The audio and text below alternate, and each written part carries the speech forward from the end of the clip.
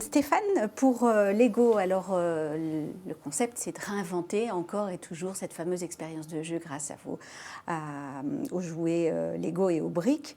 Quels sont les dispositifs aussi que vous mettez en place? Alors Béatrice nous a parlé d'une opération, mais d'un point de vue plus global, comment est-ce que vous travaillez ces réseaux sociaux, d'autant plus que vous avez choisi de localiser maintenant les pages par pays? On a plusieurs objectifs en fait. Un premier, c'est de répondre à nos fans qui sont présents et très présents sur la vidéo. Donc YouTube est un vecteur très fort. Je regardais ce matin, il y a plus de 13 millions de vidéos postées. Je crois que Lego en poste moins de 3 millions sur cet ensemble-là. Donc c'est nos fans qui créent, qui co-créent. Donc on essaie de les accompagner. Et en tous les cas, on poste aussi beaucoup puisque nous, on a un métier de conteur d'histoire, donc on raconte des univers, on raconte des sagas, et donc YouTube nous aide beaucoup. Après, on a des cibles un peu différentes.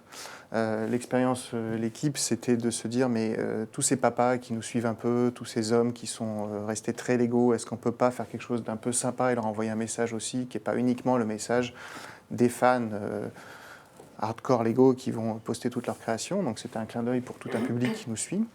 Et puis on a une partie plus maman qu'il ne faut pas oublier, où là, l'idée c'est plutôt de se dire, localiser des pages Facebook, partager sur des initiatives de la même façon que ce que j'entendais sur Monoprix tout à l'heure, quand on poste l'activité créative du jour, comment théâtraliser l'anniversaire sur des plus petits avec des briques Duplo.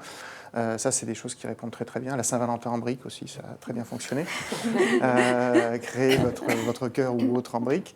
Donc on a un côté un peu contextuel. Et puis petit à petit, l'idée, c'est aussi, on lance là, la semaine prochaine un hub sur notre site lego.fr qui va être dédié justement à la famille, en particulier pour les enfants plus jeunes, où là l'idée c'est de poster des articles, d'accompagner les mamans en particulier sur comment occuper mes enfants, pourquoi la créativité qui nous préoccupe beaucoup est extrêmement importante, comment éveiller la créativité des plus petits.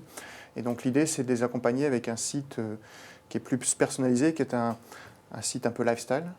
Et donc beaucoup de créations de contenu qui sont en train d'arriver chez nous pour justement petit à petit, les accompagner, les engager en liant ce blog qu'on crée nous avec des blogs plus connus aussi.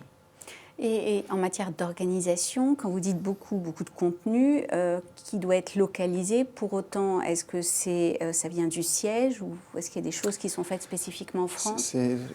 C'est un vrai mélange. C'est-à-dire que le siège est très actif. On a une équipe social media qui justement teste chacun des réseaux sociaux selon les besoins spécifiques. Nous, on a choisi de commencer à localiser parce que si on veut ouvrir un dialogue, il vaut mieux l'ouvrir en français qu'en anglais. En particulier en France.